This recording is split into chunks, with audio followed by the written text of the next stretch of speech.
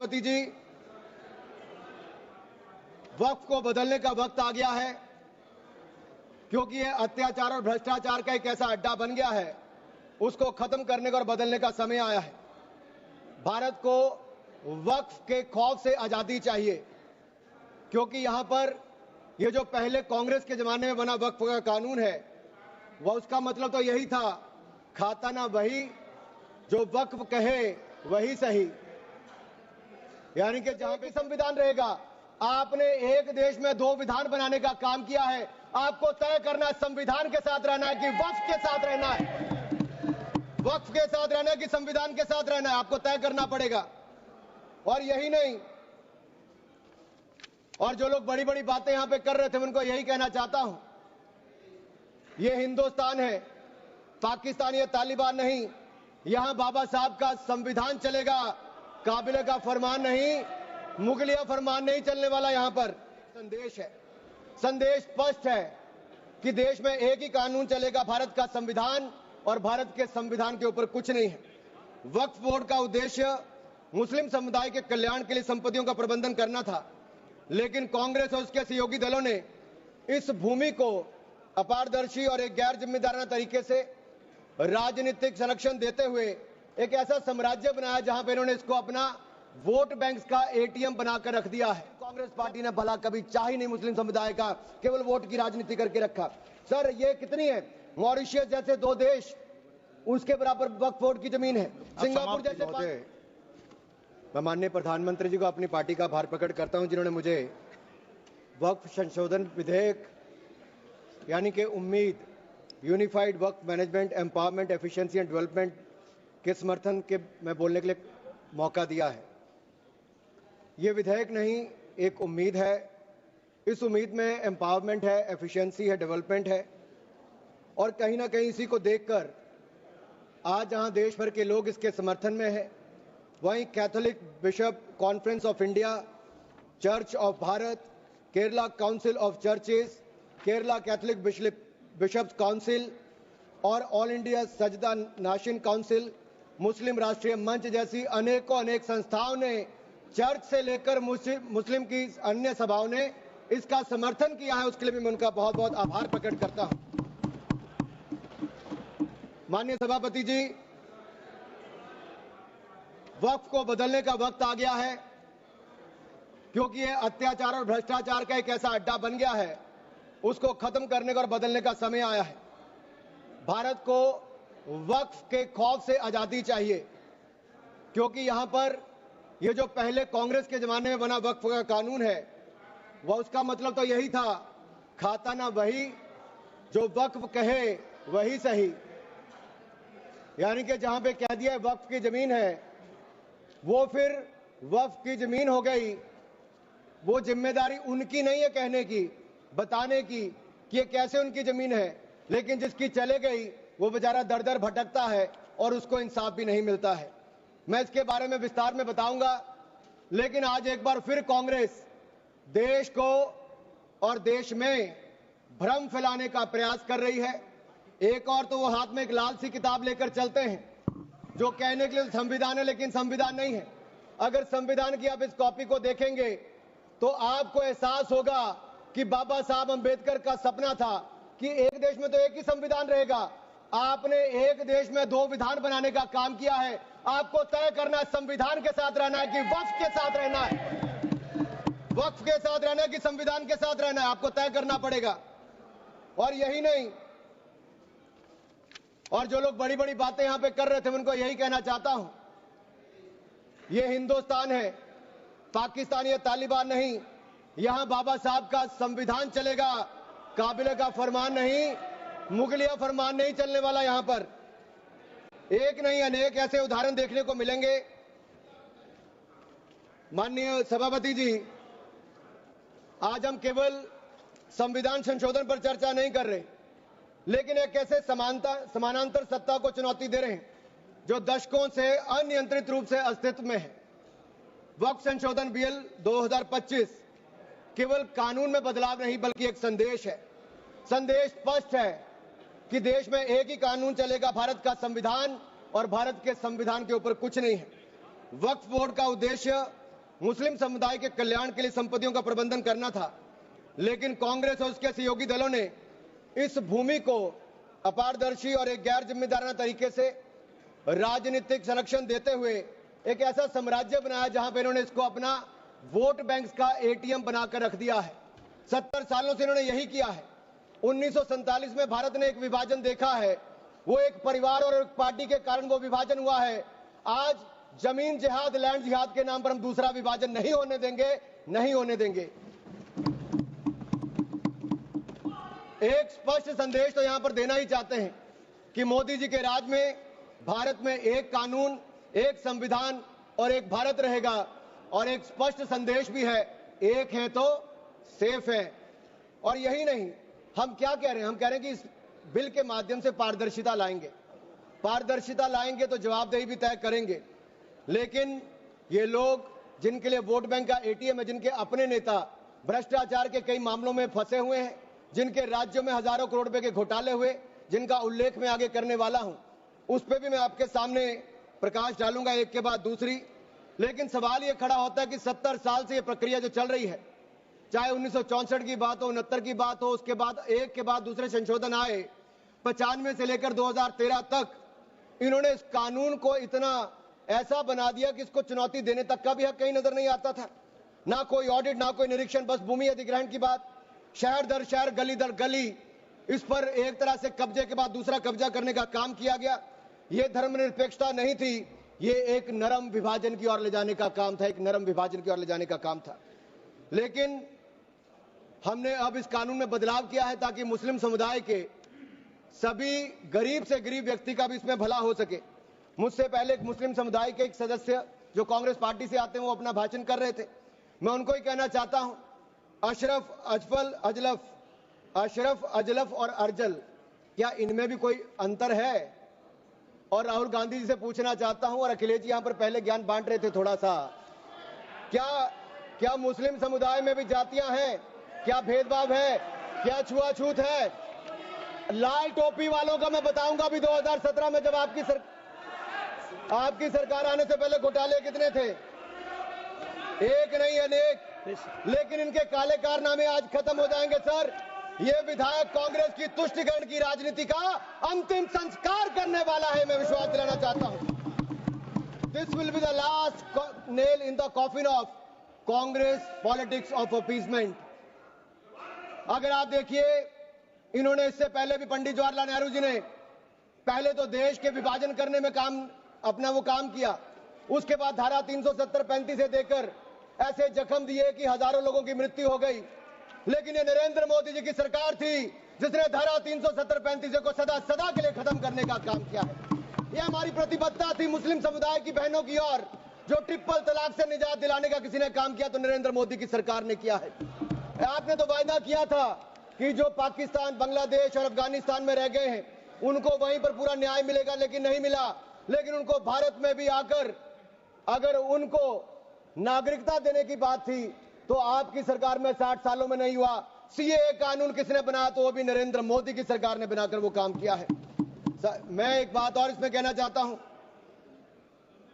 अगर इसमें एक के बाद दूसरा देखा जाए, कांग्रेस ने कहीं ना कहीं और कांग्रेस के सहयोगी दलों ने वोट बैंक के लिए संविधान का सौदा कर लिया है, और ये सौदा ही किया है। तभी तो हमने एक के बाद दूसरे उदाहरण देकर कहा कि आपने कैसे उसको अपना वोट बैंक किया, एटीएम बना के रखा। लेकिन ये जो बिल है, ये अन्याय की जड़ पर प्रहार है, और इस प्रहार के बाद सबको न्याय, न्याय और न्याय ही मिलने वाला है। हमने कहा है कि प्रत्येक वक्फ संपत्ति रजिस्टर हो, पंजीकृत हो, उसके आंकड़े होने चाहिए, और हर झगड़ा कानून के अंतर्गत हल हो, किसी डर और भय के अंतर्गत ना हो। आपको इस बात का क्यों डर है? अगर किसी को न्याय मिलता है, ट्रिब्यूनल के बाद अगर कोई हाई कोर्ट, सुप्रीम कोर्ट जाना चाहता है तो आप क्यों रोकते हो? देश में हर कानून के अंतर्गत, चाहे इनकम टैक्स का हो या कोई भी हो, आप एक के बाद दूसरे कोर्ट जा सकते हो। लेकिन वक्त में ये कानूनी रोक क्यों लगाकर रखी थी? ये बिल जो कहा गया किसी धर्म के खिलाफ, ये बिल किसी धर्म के खिलाफ नहीं है। यह बिल भ्रष्टाचार, धोखा और धार्मिक सामंतवाद के खिलाफ है, और हम इसके खिलाफ रहेंगे। ये बात स्पष्ट है कि ये आस्था का विषय नहीं है।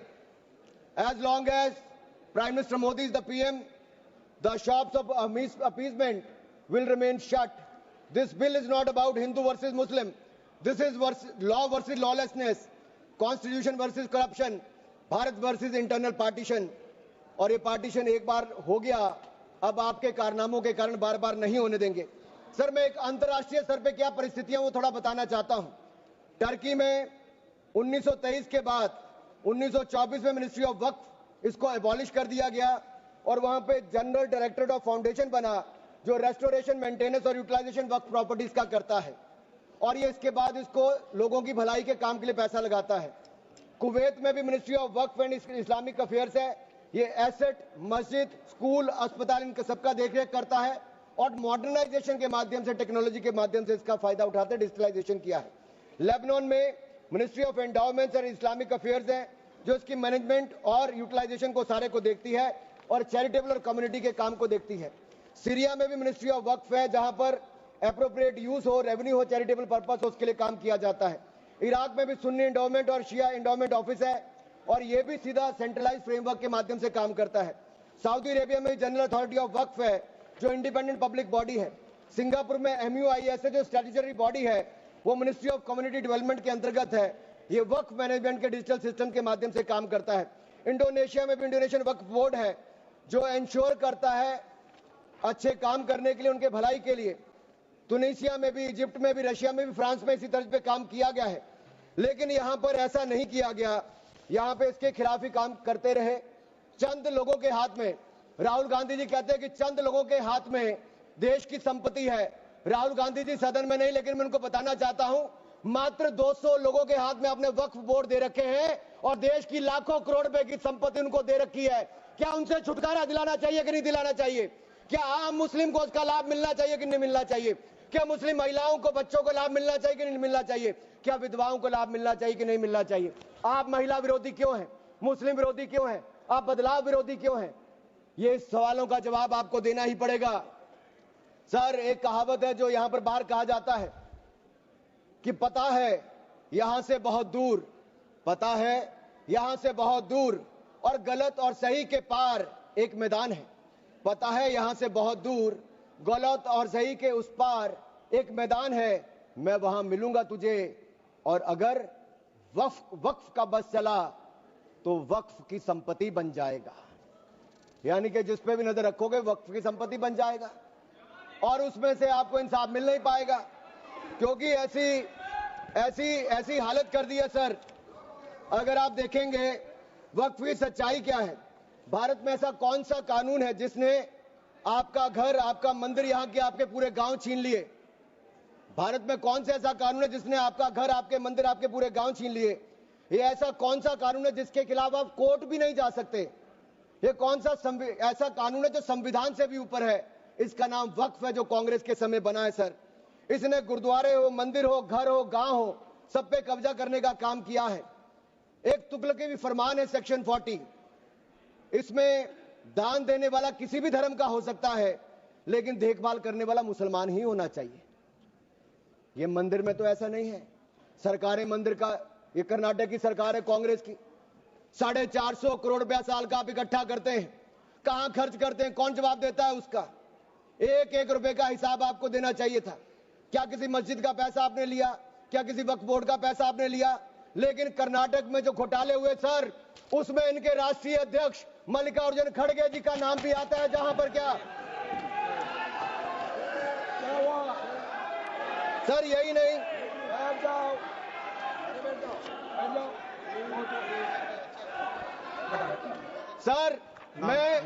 सर मैं इसको माननीय नहीं सर, मैं सबूत के रूप में सर मैं लाया हूं सब कुछ। मैं बोल दिया सर, ऐसा गिवन द डिसीजन निर्णय दे दिया बस। प्लीज सर, नाम नहीं लेता सर, मैं नाम वापस ले लेता हूं। सर, बड़ी मुश्किल से परिवार के बाहर सर इसमें सर मैं टेबल कर देता हूं। सर मैं टेबल कर देता हूं। सर ये मैं टेबल कर देता हूं। सर सर आपकी अनुमति हो तो मैं ऑथेंटिकेट करके टेबल कर देता हूं। सर जी नाम वापस ले लिया, एक मिनट वापस ले लिया। ठीक है, एक मिनट आप सब बैठिए, आप सभी लोग बैठिए, आप सब लोग बैठिए। माननीय Venugopal ji please please please. Sir we are कौन सा रूल में बोल रहा है to sir 352. while a member is speaking to him of the sir हमने कैसे नहीं नो नो नो एक मिनट आप लोग मत बोलिए। माननीय वेणुगोपाल जी, हमने नाम एक्सपांस भी डिलीट भी कर दिया और उन्होंने भी वापस ले लिया। उसके बाद और क्या है? उसके बाद क्या है?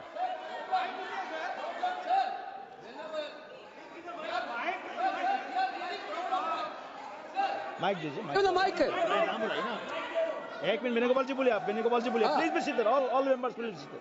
sir while he is speaking he is totally misled the house, not only misleading the house, he took the name of honorable leader of opposition of Rajya Sabha here in a very bad way. We are really proud sir we are really proud of that. We are having a Congress president who came from the grassroots level of this country. Okay. With soft power. He didn't like Mallikarjuna Kharge ji because he is leading by Okay. his casteism. Okay, thank you Oh, please continue sir आज please माननीय सभापति जी, आखिरकार कांग्रेस ने अपनी जातिवादी सोच को सामने ले ही आए। ये कभी जाति के नाम पे, कभी क्षेत्र के नाम पे, कभी धर्म के नाम पर बांटने का काम करते हैं। मैंने किसी जात का नाम नहीं लिया था, लेकिन आप जाति को लेकर आए हो। और यही नहीं सर, ये रिपोर्ट देखिए, ये विधानसभा, कर्नाटक की विधानसभा में कांग्रेस के एक नहीं अनेक नेताओं के नाम आए जिन्होंने वक्फ की प्रॉपर्टी को खाने का काम किया है, हजारों करोड़ के घोटाले करने का काम किया है। इसीलिए आप लोग पारदर्शिता नहीं चाहते, इसीलिए आप लोग ट्रांसपेरेंसी नहीं चाहते, इसीलिए आप लोग जवाब देना नहीं चाहते। सर मैं इसको ऑथेंटिकेट करके रिपोर्ट को रखना चाहता हूं। सर यही नहीं, ये तुगलकी फरमान जो थे, मैं कर देता हूं सर, अगर किसी की संपत्ति जिसके ऊपर उन्होंने कब्जा कर लिया हो, सर इसको साबित करने से उनको वक्फ साबित नहीं करना सर। ये जिसकी प्रॉपर्टी है बेचारा, उसको धक्के खाने पड़ते एक से जगह दूसरी जगह के लिए। सर ये आम व्यक्ति के लिए एक अभिशाप है। अगर सरकारी जमीन छीनी जा सकती है, गांव के गांव छीने जा सकते, तो आप कल्पना कीजिए आम इंसान की प्रॉपर्टी को कैसे किया जाएगा। सर नो ऑब्जेक्शन सर्टिफिकेट लेके जाना पड़ता है। सर वक्फ का साम्राज्य इतना बड़ा हो गया कि 9 लाख एकड़ जमीन जो लाखों करोड़ की है। सच्चर कमेटी कब बनी? आपकी सरकार के समय बनी, 2006 में उसकी रिपोर्ट आई। आप क्यों हाथ पे हाथ धर के बैठे रहे? क्यों बैठे रहे? उन्होंने कहा था कि साल का 12,000 करोड़ रुपए की आमदन हो सकती है। पिछले 20 साल में 2.5 लाख करोड़ रुपए की आमदन हो गई होती। आमदन होती तो मुस्लिम महिलाओं का, बच्चों का और मुस्लिम समुदाय का भला हुआ होता, लेकिन कांग्रेस पार्टी ने भला कभी चाह ही नहीं मुस्लिम समुदाय का, केवल वोट की राजनीति करके रखा। सर ये कितनी है? मॉरिशियस जैसे 2 देश, उसके बराबर वक्फ बोर्ड की जमीन है। सिंगापुर जैसे 5 मिनट और मैं खत्म कर रहा हूं सर। मालदीव जैसे 12 देश, उसके बराबर वक्फ बोर्ड की जमीन है। सर लालू प्रसाद यादव जी जो सदन के सदस्य नहीं लेकिन आपकी सरकार में मंत्री थे, तब उन्होंने कहा था पटना की डाक बंगले की जमीन भी वक्फ बोर्ड खा गया, सरकारी गैर सरकारी जमीनें वक्फ बोर्ड खा गया। ये किसी और ने नहीं, लालू प्रसाद यादव जी ने कहा था। आप उस पर क्या कहना चाहते हो? ऑन रिकॉर्ड के पे कहा है। गरीब मुसलमान भी सर इस कानून का शिकार रहे। सर राजस्थान में रामगंज में वक्फ बोर्ड द्वारा मुसलमानों की जमीनें खाली करा दी, मुस्लिम महिला मर गई। उत्तर प्रदेश में लाल टोपी वालों की सरकार में, सर ये लाल टोपी के काले कारनामे उत्तर प्रदेश में देखे हैं। इनके उस समय के मंत्री ने सैकड़ों एकड़ जमीन खा गए वहां पे बैठ के आप लोग। सर यही नहीं, काले कारनामे इनके और भी हैं सर। मैं सर ये सारा आपकी इजाजत से, सर ये मुस्लिम विरोधी भी है, महिला विरोधी भी है, पसमंदा विरोधी भी है, अहमदिया विरोधी भी है, और ये विरोधी भी है। सर यही नहीं, प्लीज बैठिए सर यही नहीं, आपका बारी आएगा, आप ये गरीबों के उत्थान के लिए तब भी कुछ नहीं कर पाए सर। आप बैठिए सर ठीक रिकॉर्ड रखने का इन्होंने कुछ नहीं किया सर। हम क्या कहते हैं, शिया हो, अहमदिया हो, महिला हो, पिछड़े वर्ग के मुस्लिम समुदाय के लोग हो, उनको इसका सदस्य बनाइए। आप क्यों उसको इसका सदस्य नहीं बनाना चाहते? आप मुस्लिम समुदाय में भी जातिवाद करते हो, उनके भी पिछड़े मुसलमानों को नहीं रखना चाहते। सर यही नहीं, sir Waqf is a state with in state, ये मुसलमानों का हक मारने का काम किया गया सर। यही नहीं सर, मैं आपको बताना चाहता हूं, जीरो अकाउंटेबिलिटी है वक्फ बोर्ड की, जीरो अकाउंटेबिलिटी। कैसा क्यों है सर? सर मनमोहन सिंह जी ने कहा था, कह सकता हूं, वेणु जी के नहीं कह सकता, कह देता हूं, पूर्व प्रधानमंत्री ने कहा था, आप सोच लेना किसने कहा था। पूर्व प्रधानमंत्री ने कहा था Muslim must have first claim on our resources. एक सदा हिंदू विरोधी रहे हैं, ये केवल मुसलमानों के पक्ष में किया, लेकिन आपने मुसलमानों के लिए कुछ नहीं किया। अगर मुसलमानों को पक्के मकान, पीने का पानी, अच्छी शिक्षा, भोजन ये सब किसी ने दिया है तो नरेंद्र मोदी जी की सरकार ने दिया है। धन्यवाद। यही नहीं सर 3 मिनट में और सर खत्म कर रहा हूँ। 1 मिनट में खत्म कीजिए। सर 1 मिनट में हो नहीं पाएगा सर। सर ये देखिए सर, मैं रिपोर्ट लाया हूं सर, कहां से कहां तक इन्होंने राज्य दर राज्य कैसे हिंदुस्तान की जमीनों पे कब्जा किया है। सर ये देखिए सर, आंकड़े आपको दिखाते हैं, एक राज्य नहीं सर, केरल में ये कहते तो हैं कि ये वायनाड के बेटे हैं बेटी हैं, लेकिन वहां पे भी वक्फ का कहर जारी है सर। पापी वोट बैंक का सवाल है, आप वायनाड में भी चुप रहते हो, कुछ करते नहीं हो। और वायनाड का रहनुमा कहने वाली आज गायब है और वहां पर भी उनकी संपत्तियों पर हो रहा है सर। इसलिए चर्च ने भी कहा सर, केरल में तो रोज ऐसे हो रहा है सर, बेलगाम हो चुका वक्फ बोर्ड, किसानों, मजदूरों, हिंदुओं की जमीनों को इविक्शन नोटिस दे रहा है सर। एर्नाकुलम में सर 404 एकड़ जमीन पर दावा ठोक दिया है, 604 पिछड़े ईसाई और हिंदू परिवारों के घर छीन लिए। त्रावणकोर में सर राज परिवार की जमीन खा गए। केरल में कांग्रेस और वामदल ने मिलकर बिल पास कर दिया। कर्नाटक में 15,000 एकड़ की कहानी मैं आपको बता चुका हूं।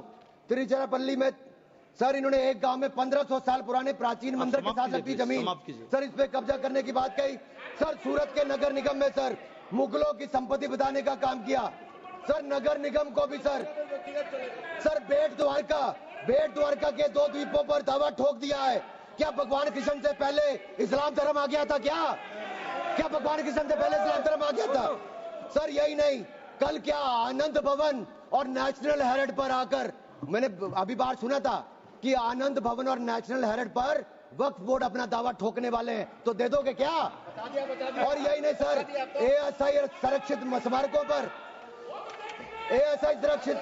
पर भी सर यही नहीं सर, कर्नाटक में 53 ऐतिहासिक स्मारकों को वक्फ संपत्ति घोषित कर दिया है सर। यही नहीं सर, हम्पी सर्कल में 6 एएसआई संरक्षित कर लिया सर। यही नहीं सर, एएसआई के 120 प्राचीन स्थानों पर भी इन्होंने ऐसा किया है सर। ये किसान कल्याण की तो राहुल जी बात करते हैं, लेकिन कर्नाटक में इनकी सरकार में 15,000 एकड़ जमीन किसानों की छीनने का काम आपकी सरकार ने आपके वक्त में किया है सर। ये किसान विरोधी है, ये महिला विरोधी है। और मैं इन सबसे कहना चाहता हूं सर, ऐसे काम नहीं चलेगा।